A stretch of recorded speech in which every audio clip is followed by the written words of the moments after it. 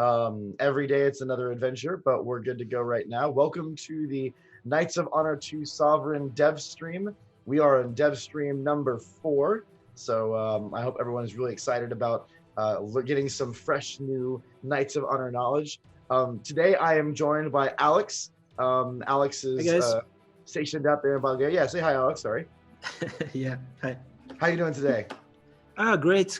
It's been a long time. I was starting to get worried about you.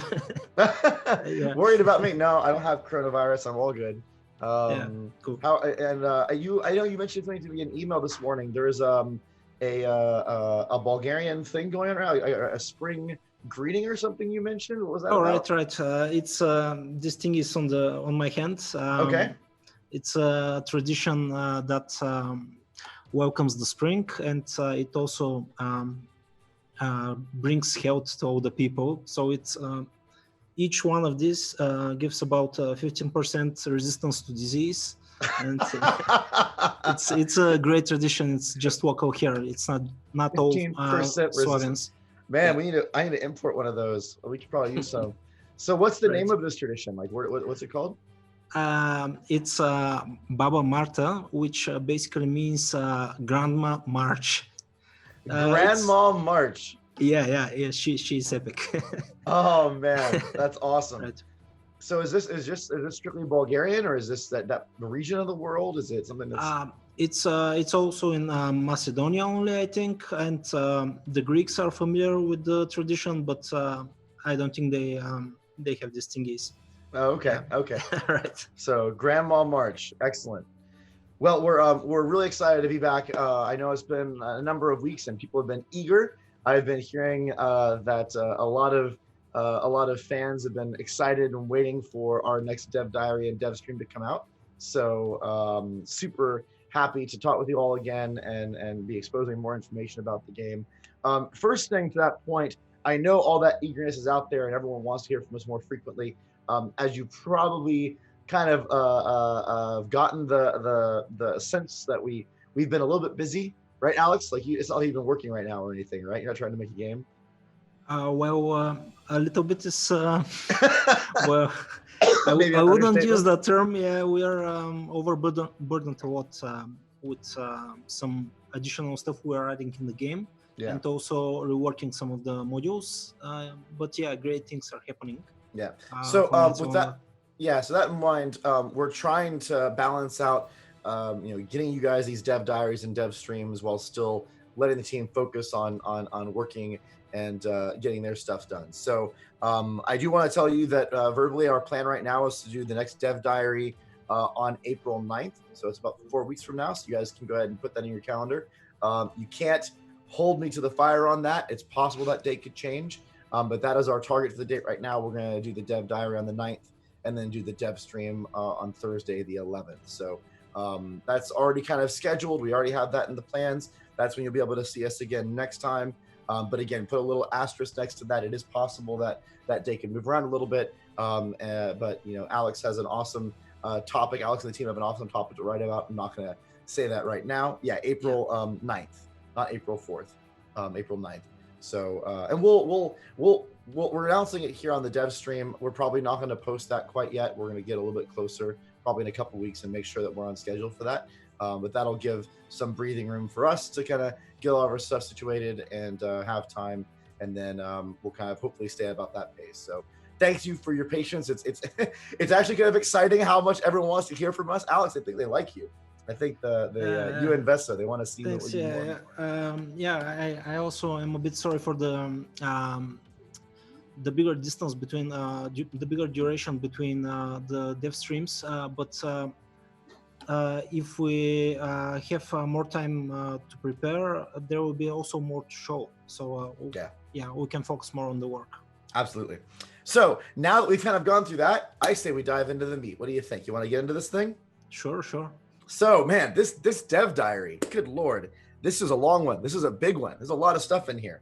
So this is the serious stuff. yeah, we're getting into the nit and gritty. So this is about invasions this week, right?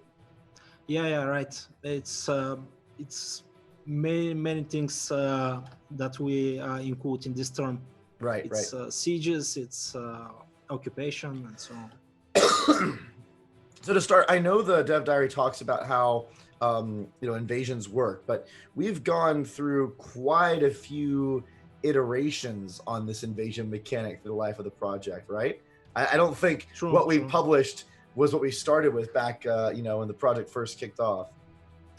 Yeah. For a long time, there were even no occupation, so taking the towns were instant, and we were back and forth with this thing. And one of the main reasons to change it so much is because while the feature was okay, even in the first variant of the game, a lot of things changed later on. So we had to adapt when we included more elaborate rebellion features, more things to do with the characters. We had to adapt the occupation rules and sieges and so on.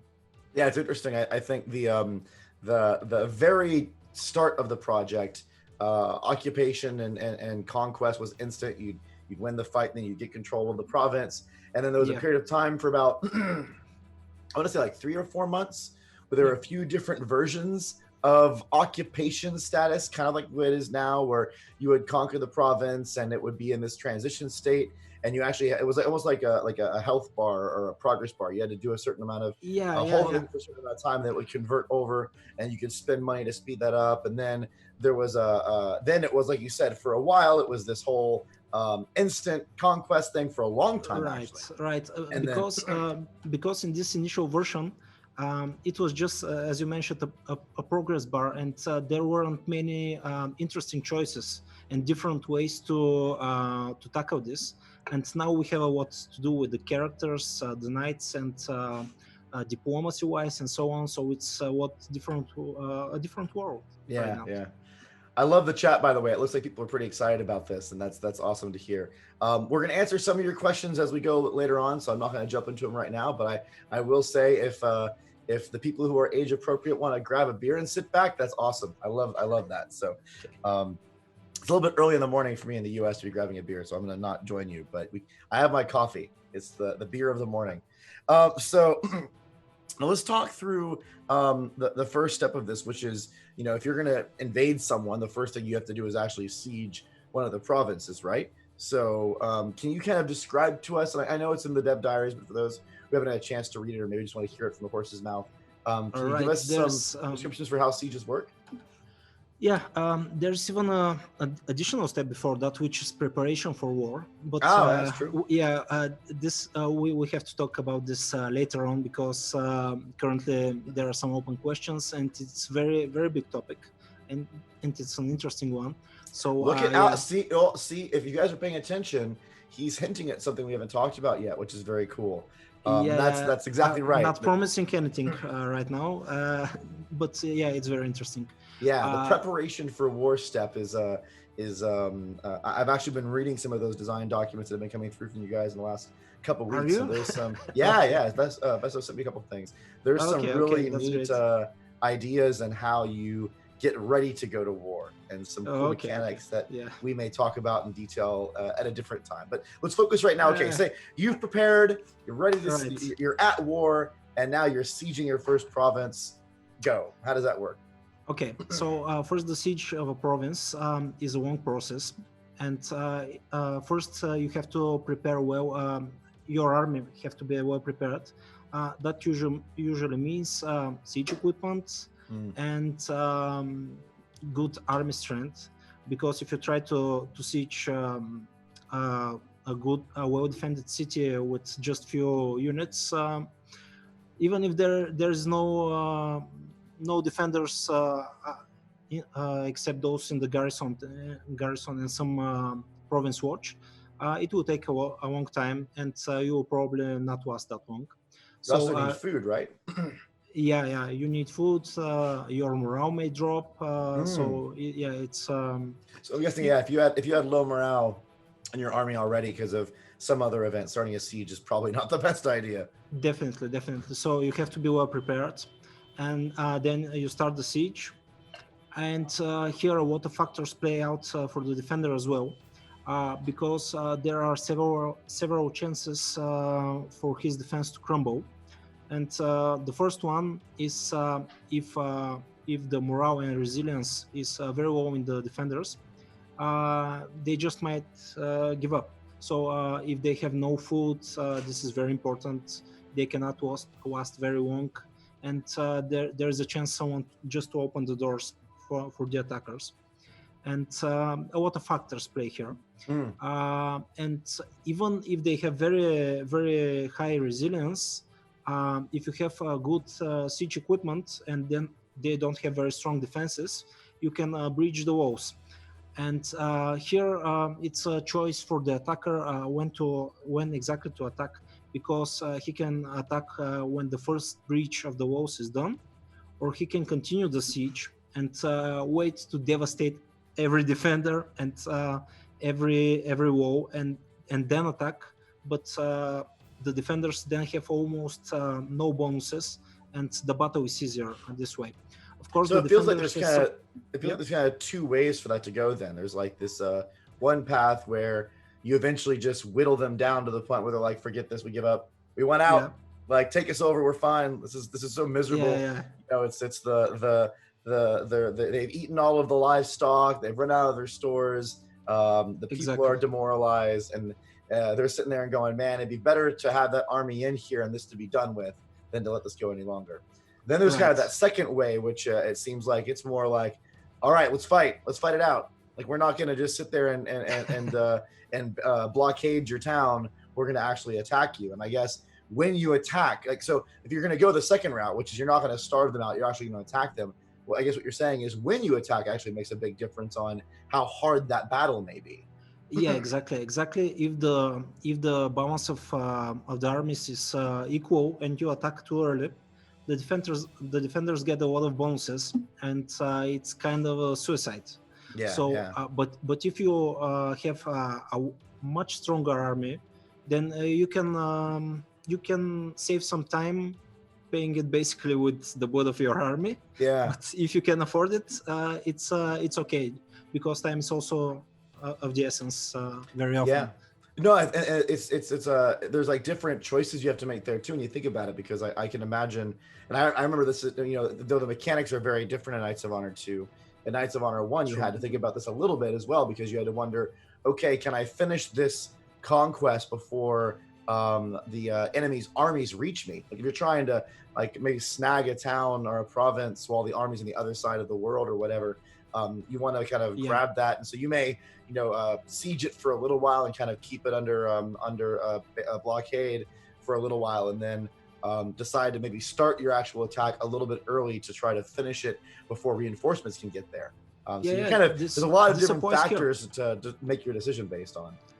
This applies in Knights of Honor 2 as well, because you can also support the defender.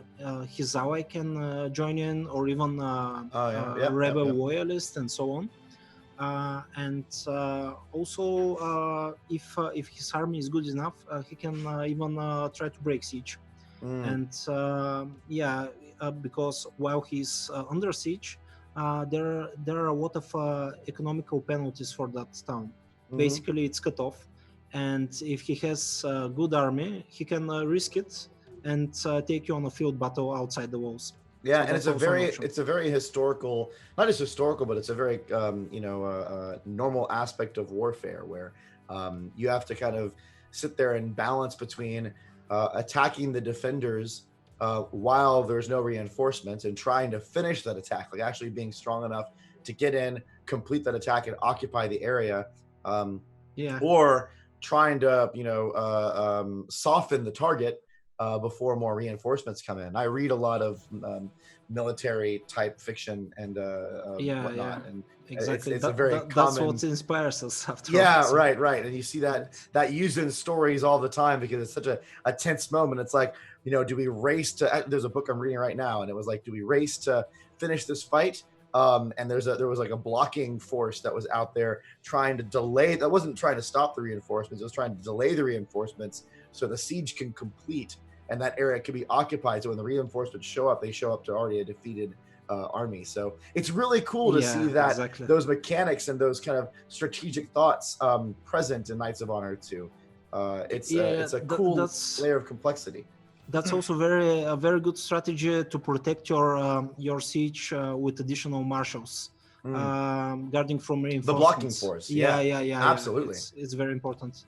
And it really comes, I think it's something that works really well in Knights of Honor as a franchise, because the game is real time. Everything is moving, and like there's no, it's not like you can like sit there and look at turns and blah blah blah. Like you're sitting there and going, all right, I can see this enemy's army kind of going on the other side, and I have my army sitting here, and it's like, well, it's going to take him maybe like 2 or 3 minutes to get here. So do I start the siege now? Do I try to split the siege army in half and have an occupying force and a blocking force? There's a lot of different kind of larger scope strategy things that you think through, and in honestly a really simple fashion. It's not overly complex, but there's a lot of depth there, which is really cool. Yeah.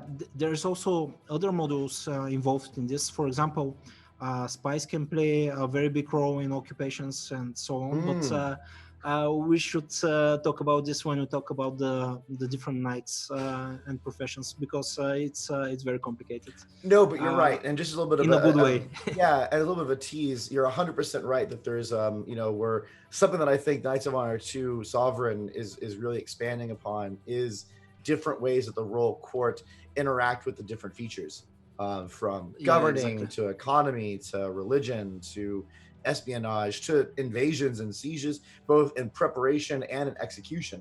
So absolutely, if you're sieging a town, there are going to be, I think, a couple different options depending on your diplomats or your spies or whatever that you may be able to do. It depends who is governing the town, who is defending it, who is attacking, is there some bribery involved, and so on. There are very interesting things, but there's some cool ideas there, and obviously we're not talking about them yet because a lot of them are still being worked on, and many of these are ideas that we've implemented, but they may end up not being fun, and that's where they kind of your workload exists, where you're trying those different things and spending time putting them in and then seeing how they work. But yeah, absolutely, there's a lot of really cool stuff that we're working on to bring invasions and sieges in particular, to have not just elements about the marshal itself and the conquest, but other elements that can tie in from your royal court, baby. So really cool. So let's say the siege is done. We finished the siege. Now we're at the point where we've I'm not going to say conquered. We have defeated the defenders, and our army now has taken some semblance of occupation to this province. What happens now? Basically, you're in control of the province. We have two forms of. One is the ownership of the province, and the previous owner still owns the province, but you are now in control of the province, so you are the controller. And while you control the province, you can basically use it for kind of a military outpost. So you can make use of the defenders and the fortifications. You can station some garrison troops. You can resupply your armies and so on. But still you don't have economical benefits of the province. And the other kingdoms have not admitted this is a province your kingdom owns. So you have to there are two sides that can be problematic in this situation. Sure. First is diplomacy. You need to take control of the province from the previous owner. And the second one is the local population. To take control of the province, before we jump to how you changed from occupation to control. Okay. So I think there's some really cool mechanics you're discussing right there about that kind of. If you think about it as kind of like a multi-step process, you have the initial kind of invasion, and you're sitting there and you're sieging a town, and then you've defeated the defenders, and now your army's in there, and you're an occupying force, but they're not your people yet. Like you haven't converted them, and so your armies are in the town, and you can put troops there because you now are walking around like you're the guys in charge. You can take food. There's certain things that you can do, which completely are a logical thing, but it's not yours yet. The people aren't going to work for you. Like they're still kind of loyal to their previous owners at the moment. And even the world doesn't completely recognize you as the owners yet. They're like, well, I mean, you may be standing there, you may have an army there, but have you really integrated it yet? Is that your province? It depends because this can be your people. For example, another kingdom came, took the province, and now you are occupying it, but the people are loyal to you. So they might be loyal to you or not. Usually they're not if you're the invader. But even if they are, you still cannot make full use of the province. So you get there's a lot of tension in this province, regardless if they're loyal to you. Right, but some of that ties into what you're talking about before, which we'll talk about in a second, which is what the different methods of retaking. So another thing that I think is really unique here is that, and we mentioned this in the dev diary, there are some, so usually province occupation, removes or gives benefits to the different individual settlements that are in the province, but keeps work a little bit differently. So you can actually say occupy a province, but the enemy can reoccupy the keep.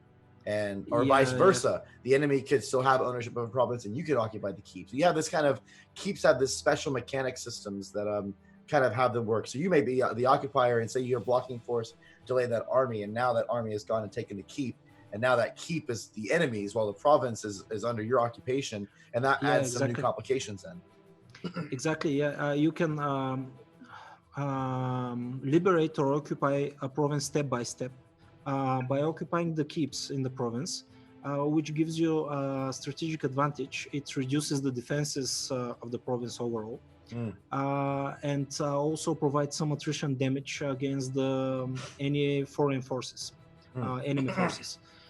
So it's a possible strategy, and it's a nice way to lure out the enemies, because if you try to if you start taking his keeps, eventually the enemy might decide that it will be better to try to face you instead of lose even more of his control of the province. And it's different interesting strategies both for the attackers and the defenders. Yeah, and that's to your point. Like, so we're gonna stay with this scenario. I'm occupying this province. The enemy has taken the keep, which means my defenses are a little bit lower. And now you have this occupying force, this liberating force that now comes in and tries to kick your army out. Like, you're the occupying force. They have taken the keep for a little while. Now they're moving in. How do the people react? Like, say again, they're loyal to the other kingdom. They're not loyal to you. They go and try to, and their liberation army is storming the gates. What happens then? The local population may form militia squads and join.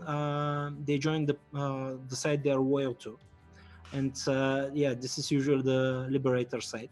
So it's interesting mechanic.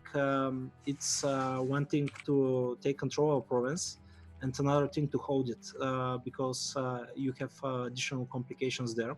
And there is a very high chance that if that population is loyal to the actual owner, rebel squads may form, which are even more powerful with leaders and so on, and they support the army of the initial owner.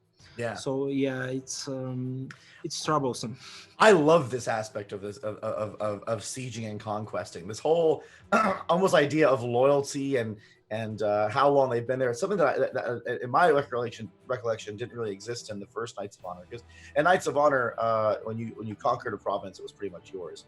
And now we have this kind of in-between state, and there's these other elements that come in. It's like, okay, if I'm occupying this town and I've freshly taken it, and say I've delayed the enemy to come in, and now the enemy has finally gotten there, the whole province that I'm sitting in could also spawn more resistance. And so I'm not just fighting the army. It's almost like I'm being pincered in between the army and then the people in the land kind of rebelling against my occupation. And it makes this time when you're occupying a little bit harder, and it makes different factors to consider. And honestly, if you think about it, it also makes your options when someone's invading you more dynamic. So if someone invades you and takes one of your provinces, you know, to attack.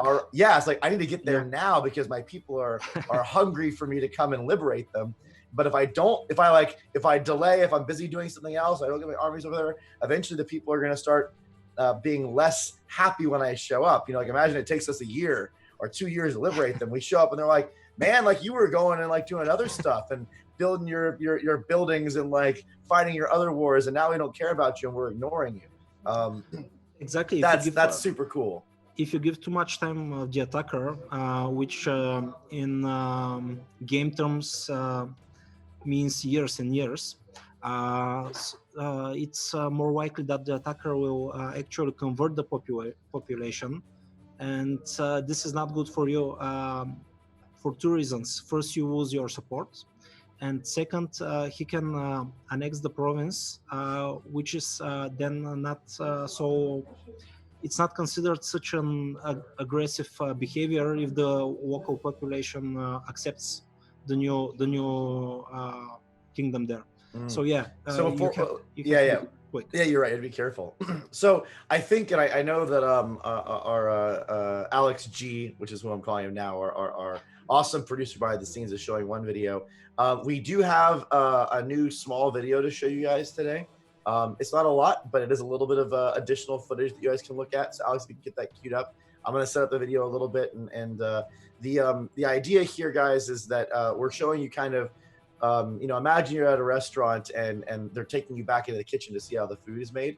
Obviously, when you get your food, it's going to be plated and it's going to look really nice and everything's going to be done. But right now you're showing up when we maybe have just like thrown the, now Alex is jumping ahead of me. Thrown the steak on the fire. So you're going to notice in the video the camera's a little bit clunky. Things are moving a little bit weird. It was actually recorded in the editor, so the frame rate's bad. There's a lot of like visual tearing. But we did want to show you guys some examples of kind of what we're trying right now to bring the world UI to life. So you can actually see, and actually go ahead and play the video again if you don't mind. You can actually see what we're trying to do when it comes to adding information into the world, so you can see the different states, like occupied versus yours versus enemies, based on the way the ground looks, and see how that works and how readable it is. And you can see some of those colorations and kind of borders and tones on the world as we're experimenting with it. I'm not going to promise you that all of this is going to be in the final product. Some of these things we're still iterating on. We may change the visuals, we may change some of the feedback, but at least it gives you some ideas for how we're exploring, giving you more information in that kind of living, breathing world, as opposed to always having to put it in some kind of political view UI or something like that. So you guys wanted some new gameplay. Now you've seen some new gameplay. So hooray! There's some new stuff to see. Yeah, it's and by the way, it still looks gorgeous, right? I mean, just the art style of the game. We're not really talking about the art visuals today. We'll have eventually a dev diary to DevStream about how we've created some of these visuals and some of the art. But and this is, I may be being biased, and I'll admit that, but I'm super impressed with the visual quality of that world and just how alive everything looks and everything. So there's some the art team has done a great job of bringing it to life. It's very impressive. Well, thank you for on the behalf of the art team then. Yeah, you could, hopefully some of them are watching. Most of them are watching, yeah. So good. They should be very proud. There's a lot of good work going on, and I think if they haven't even seen some of the first responses in chat, you have Quint ENV saying it looks stunning, Teak saying it looks good. There's a lot of people that are already appreciating it. So for all the people in chat, the team is listening to your comments too. So if you want to give them a couple shout outs, the devs always appreciate, it's one of those things where you work so hard at this stuff for the fans, like for the players. And it as game developers, sometimes we would work on these projects for 2, 3, sometimes more years, and you're just kind of like heads down and focus on trying to make the game as good as you can. And it is nice to hear that fans do get excited and appreciate what we're doing. So really appreciate those comments. It helps us stay motivated to keep the good fight going. Yeah, make as much cool stuff for you as we can. So now let's get to that next step where it's like, all right, we have occupied the town, and we say we've fended off the defenders, it's ours. So what are the different options for us to change that from occupy to own? Like, how do we go to that next step? Well, sorry, there's some noise here. No, it's all good. Sorry. Well, there's several methods, but the importance here is that mainly you can be ruthless and forceful in the occupation, or you can do it in more peaceful methods by influencing culturally, religiously, and so on the population. And if you're more ruthless, this has Sure. it's a lot quicker, but first your relation with all the kingdoms in the whole world drops. And this is very significant because it affects diplomacy, trade, and so on. And you cannot usually behave like a barbarian and expect the other kingdoms to respect you. Right. So, but you still can do it, and there are some methods to reduce the damage. And the other way is to use your knights and the cultural influence of your kingdom to step by step convert the local population. And then overtake the province. And finally, if you control completely the enemy kingdom, then it's forced to surrender, and you can either vassalize it or annex it. And here again, annexing it is also a bit more aggressive. But if you have completely occupied the enemy kingdom, it's considered almost destroyed. Yeah. So it's another strategy to do it, to wait for a complete occupation. What I love about this is there's like multiple ways that this whole thing can resolve itself. So obviously there's the normal, hey, peace out. You take these provinces, I'm going to keep these. Even if the kingdom has not been completely destroyed, there's always that option to kind of resolve the war. And if the people you're fighting are like, you know what, here to get you to stop attacking us, just take these things. Now you still have to deal with the loyalty and the alignment of the people, right? If they're a different religion or a different culture, then they may be a little more rebel prone, but there's always that path. But then if you're before piecing out, if you're still at war and there's still a conflict going on, I love how you don't have to wait for that point. There's different options for you to gain access to that province right away. Some of them may be a little more brutal and have more dramatic consequences to the world at large, or maybe even your people don't like you being so bloodthirsty or dominating. Some of them may be more nuanced. Yeah, that's true. You may have like spies or religion or other culture. There's different ways that you could influence the people enough where they're like, you know what, we want to come over to you on our own, and we're not going to wait for this war to be done. We're more a part of your empire now than the other were. Speaking of the even some of the war preparation stuff, there could these are things that we're still talking about, so none of this is quite decided yet. We're talking about ways where you may be able to project your culture and your religion before you go to war to help that. So there's so many different ways that you can strategize around how you gain ownership of a province that you occupy.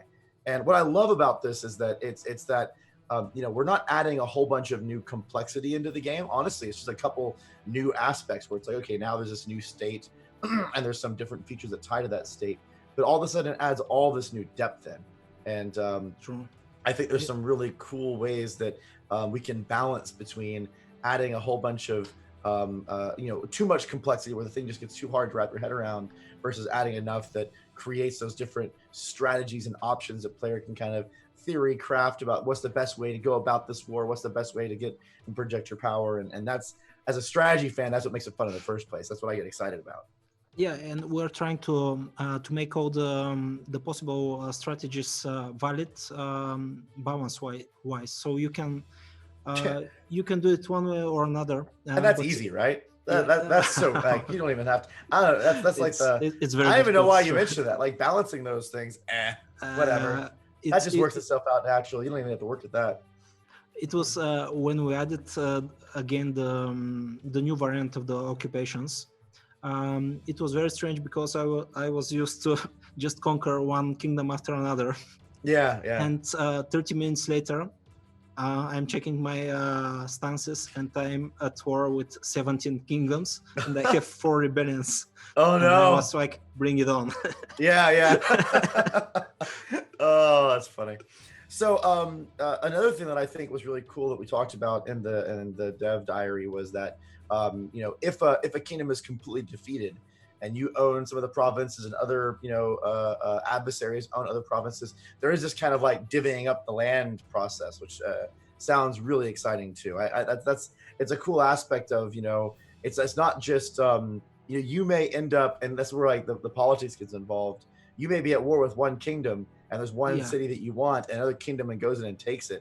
And now you're like, well, man, before I destroy this guy, I'm going to declare a war on them and take that back and then finish them off, so I get the ones that I wanted. Like there's kind of that political intrigue and inspiration to go to war. There's a lot of different dynamics going on there that you have to consider. It happens a lot, especially with bigger kingdoms. Usually you need at least 2 or 3 or 4 kingdoms to attack them simultaneously to overtake all their lands. So it happens very often, and it's a very interesting split of territories when you try to actually destroy the kingdom. Yeah. And like we're talking about, once you get, say the war is over and you've gotten control, it's not all roses and hunky dory afterwards either.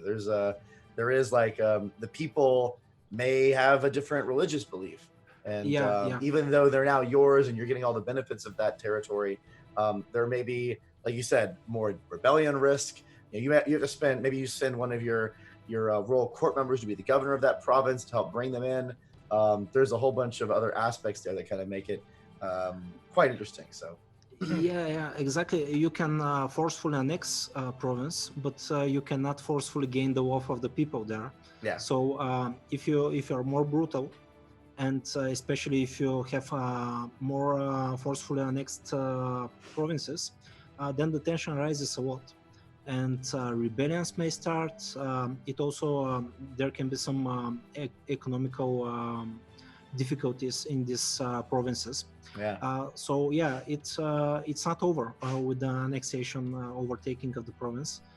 You just start to fight for the cultural change and integration of those provinces to your kingdom. It's a difficult process.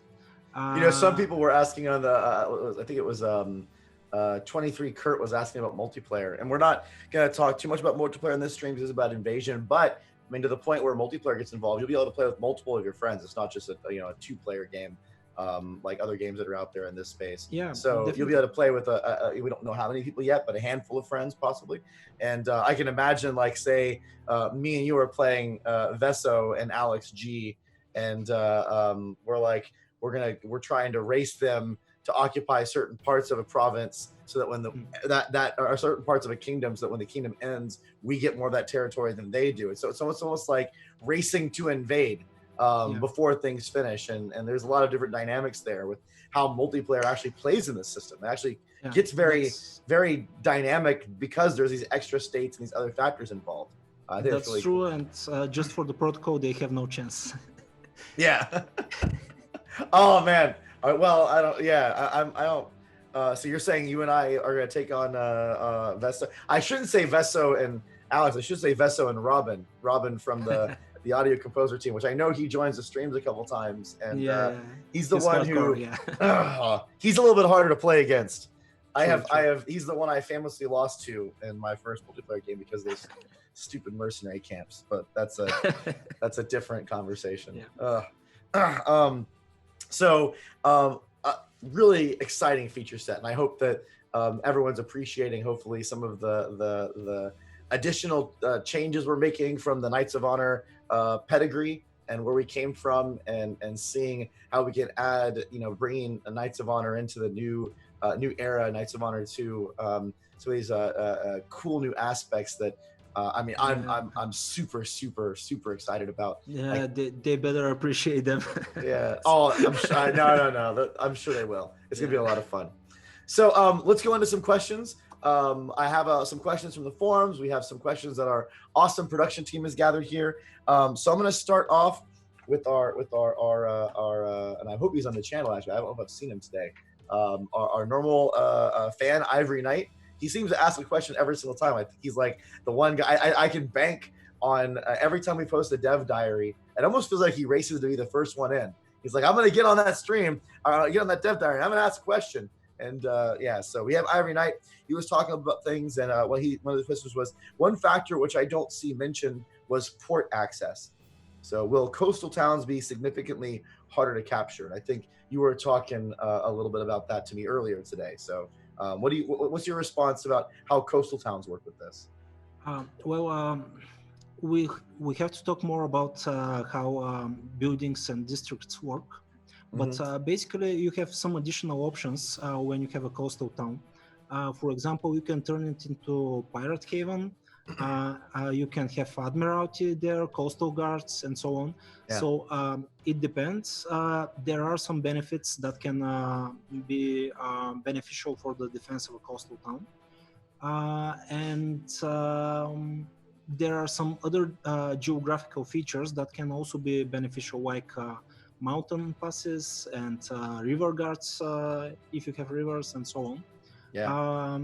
It's also more difficult for an enemy army to attack you crossing a river. They have some penalties temporarily. But this is a large topic. We are just scraping a bit from it.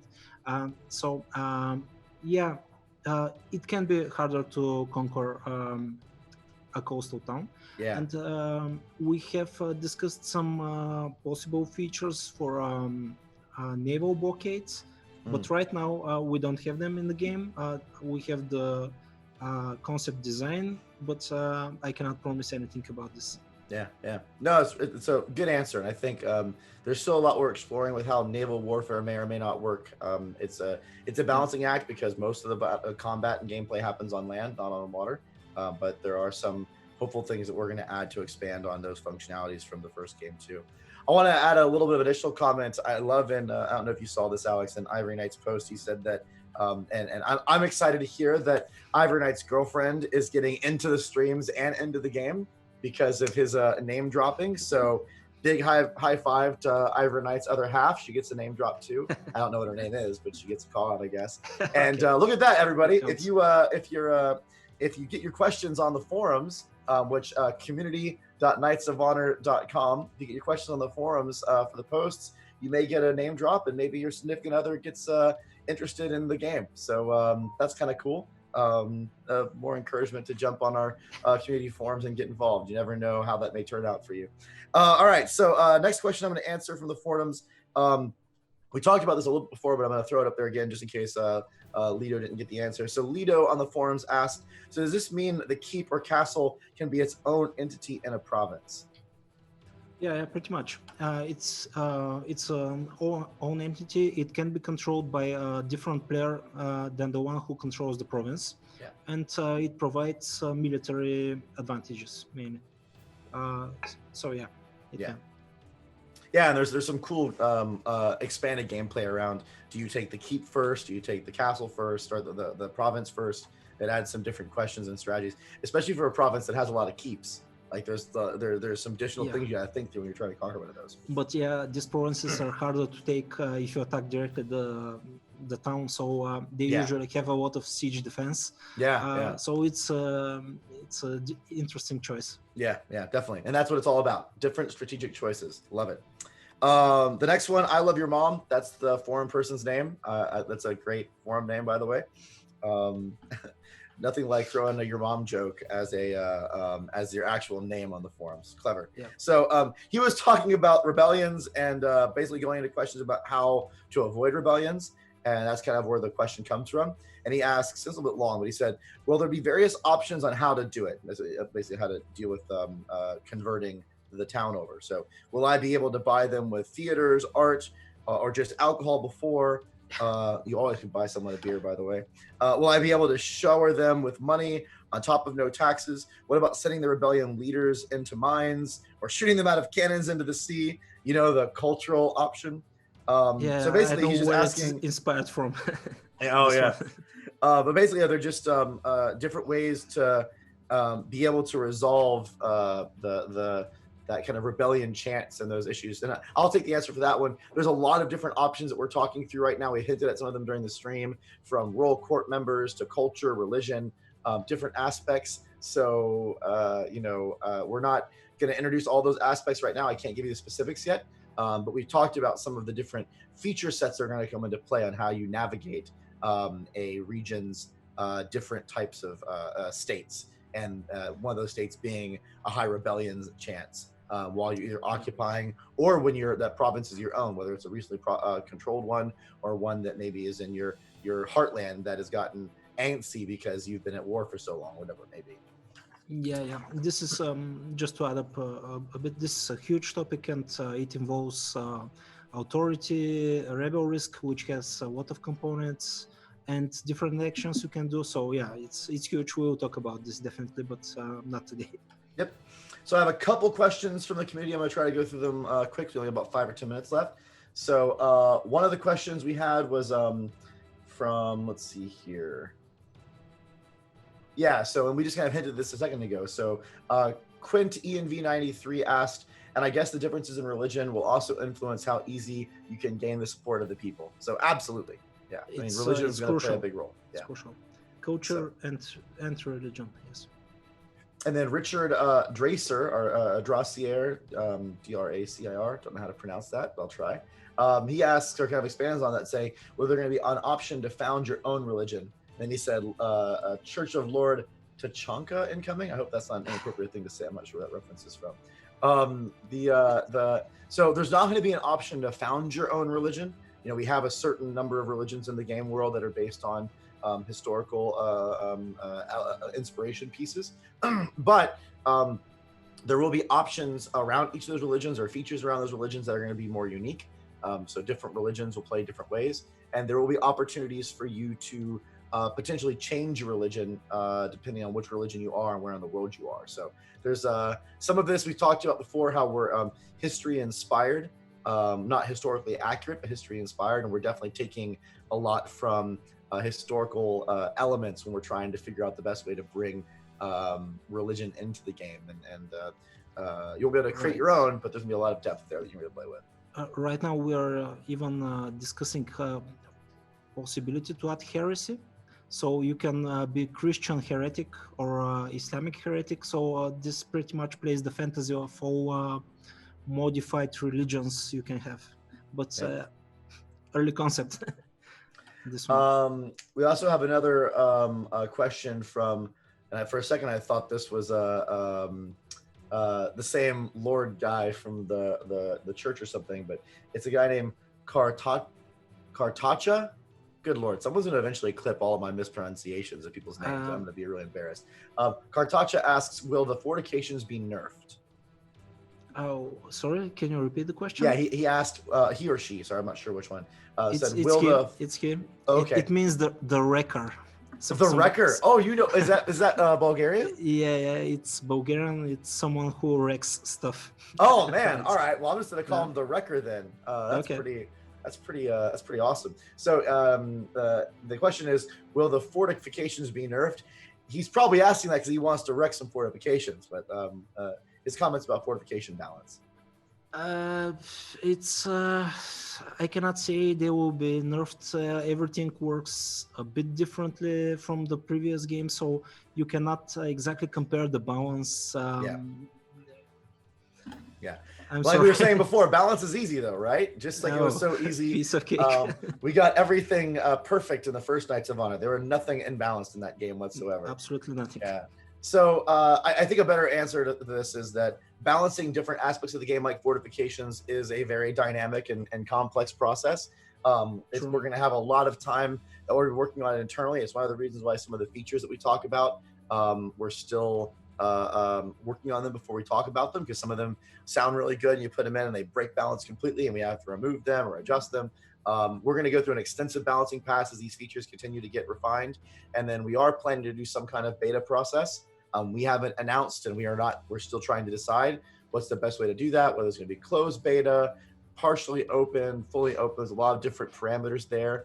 We're going to try to approach it in the way that makes the best sense for the community and for the game's development. Trying to figure out the way to make fortifications work so that it's an exciting aspect of the game. You want to build them, but are also a balancing act of fighting against them, and how you handle them, again, to that adding strategic depth and different options. So there's going to be some hopefully some cool adjustments to the first game, and some hopefully, knock on, I don't have wood around me, but I have marble, some good balance to make those features really exciting.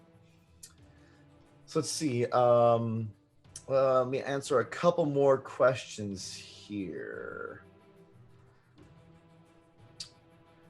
One question already got answered in a weird way. Kalach 444 asked, will there be any gameplay footage on this stream? Hey, what? We got some gameplay footage, right? You got some new footage. Short one, but yeah, you can throw it up there again, Alex. Why not? We'll throw it one more time. They will get longer in time. Yeah. We'll definitely show more as we go, but definitely. Yeah, Ting Ting Law confirmed, no wood. I have no wood at my desk. Oh crap! Actually, I have an old wooden doll, I think, so I can knock on that. This was actually a broken piece of I used to play music. It's a broken foot piece from a conga stand, and I don't know why it's on my desk, but all right, sorry. I can't see. This is why you can't say you can't confirm things. I just confirmed I have no wood around me, and then Ting Ting Law is like confirmed, and then all of a sudden I'm a liar. So there you go. The trials and tribulations of game development. I don't know. All right. So another question here. Looking for a good one.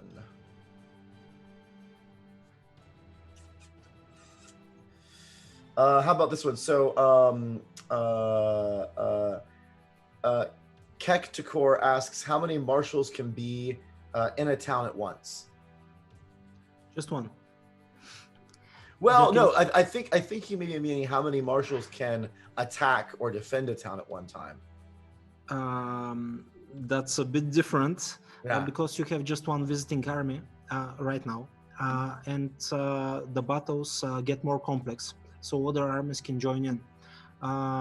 So initially in the town you have just one marshal defending it, plus garrison units, which are separate from the marshal armies.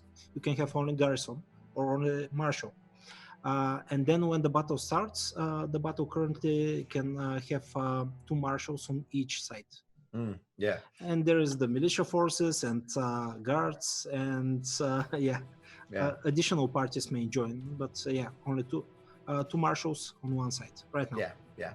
And that's another thing that may change, but it is a balancing act too, because if we allowed infinite marshals to join, then the RTS part, the part where you're playing the real-time strategy, can get very chaotic and break. So exactly. Kind of it just feels better right now. There are no technical issues with having bigger battles. Right. It's a balancing. It's a control and balance. Absolutely. Exactly. Yep. There was one question I just saw in the chat that I think was a really good one, and is this the Wrecker guy? Yeah, the Wrecker. I'm sorry. I should use your Bulgarian name though. Kartacha. Did I pronounce it right? How do I pronounce it, Alex? It's fine. How do you pronounce it? How do you say it in Bulgarian? Give me the... Kartacha. Okay. That's a little better. Kartacha. Kartacha asks, what is the one idea you, Alex El Toro, were the most excited to bring in Knights of Honor 2? This is a very complex question. Yeah, I know. That's why I threw it your way. I like this one. Probably the siege mechanics. I focused on them a lot, probably 2 months or something, and I think they work really well now. So today's diary is probably my favorite. So that's one of the reasons why it was so long. You were having fun. True. But it's very complex. I would say everything that we do here. I like the teamwork, even when my ideas are not fitted in the game, and so we have to combine our ideas. That's great for the teamwork, and working with Vesu is awesome. Yeah, yeah. It's I think that's. I mean, it's almost a cliche thing to say about game developers, but it's definitely true for this team, and you can see it in this particular dev diary. Everyone has moments that they just get so passionate about what they're working on, and Yeah. obviously you've been working on the siege mechanics recently, so it was fresh in your mind. You can just feel that energy coming out in the content, and I love that. And I think we've talked about this before. There's a lot of members of Knights of Honor team that are in Knights of Honor 2, and their passions coming forward about maybe doing things a little differently than before, fixing problems, adding features they had to cut last time, having new inspirations from having developed games even longer. There's a lot of excitement around this game internally, and it's a special thing. Yeah, we have to. We want to bring some new gameplay and hopefully make the game a bit better if we can. We don't want to just make the same game once again, but we want to keep the spirit of the previous one. So it's a hard job to do. Yeah, and I mean, I've had the pleasure of visiting you guys many times. Actually, I've been out there. I can't even count how many times. And it's always been exciting having dinners with you and hanging out and talking and working with you guys, and even sitting with the whiteboard and discussing different aspects. And there's a lot of passion and friendly discussion and multiplayer shaming from time to time, and all sorts of stuff. So it's a lot of fun, and really appreciate all the energy. And for all the developers, you're always welcome. No, thank you. And I want to say, and I'm sure that the chat will agree with me, to all the people in the team that are watching this right now. I mean, everyone's excited, and it's really, really cool. So it's awesome. And for all the fans up there that are watching, we really appreciate all your energy and excitement about this game. I mean, it's fun to see the whole community of developers and the pizzas. And fans. And what? And the pizzas also. Yeah. Oh, yeah. That's right. The community. Yeah, right. That's right. That's absolutely true. But it's a really cool dynamic between the community and the development team. I feel like this to that point with if those who don't know, people in the community, I think it was last year, gathered together and sent the team some pizzas as a thank you for their work, and it was like this surprise pizza party for the developers. And I was there. Everyone was talking about it for many times after that event. I think the last 2 or 3 times I've been out there, there's been excitement and appreciation from the development team. It's just about how much the community appreciates what we're doing. And I want to say that the feeling is 100% back. All of us are so honored, Knights of Honor, pun or not intended, I'm not sure, but so honored making this game for you guys and for everyone that's a fan. It's a special thing. We're really hoping we get it right. We're doing everything we can to. We want to, make this the best game it can be. We're trying to give it the time to make it the best game we can be. That's one of the reasons why we're not talking about release dates. We're hoping 2020, but we'll see how things go. I mean, we want to make this the best Knights of Honor to it possibly can, to respect the passion and excitement that everyone has. And hopefully from the dev diaries and the dev streams, you're getting some glimpse of that. And we can't wait to show you more as we go through. So, Alex, thank you so much for joining us today. We ended on kind of a touchy-feely note. Look at that. Everyone feels great. We started with war and wrecking and conquest. Now we end with peace. We went from like occupation to like transition, and now everyone's in the same kingdom. We're all happy together. Yeah, when the war is over, it's just one nation. Right. And also thanks a lot for the production team and helping the stream. We have Alex G behind the scenes and in the production side, and we also have Elena helping organize the questions. Both of you are really indispensable to get all this stuff up. So we'll go ahead and play the gameplay video one more time as we're closing out. There's been a special request for that, and everyone really appreciate you guys joining. Like I mentioned before, don't hold me to this. Just like when I thought I had no wood to knock on, I did. Our next dev diary is planned to go live on April 9th. That's what we're targeting. We'll see if we can meet that goal. And then, of course, the DevStream would happen 2 days after that on Thursday, the 11th. So hopefully that's what you guys are going to see us next. You can kind of pencil that in your calendars, and then we're going to hopefully be announcing that date a little more solid as we get closer. So Alex, if you don't mind playing the gameplay video as the rollout, thank you guys, everyone, for joining, and we'll see you guys next time. Thank you so much. Really appreciate it.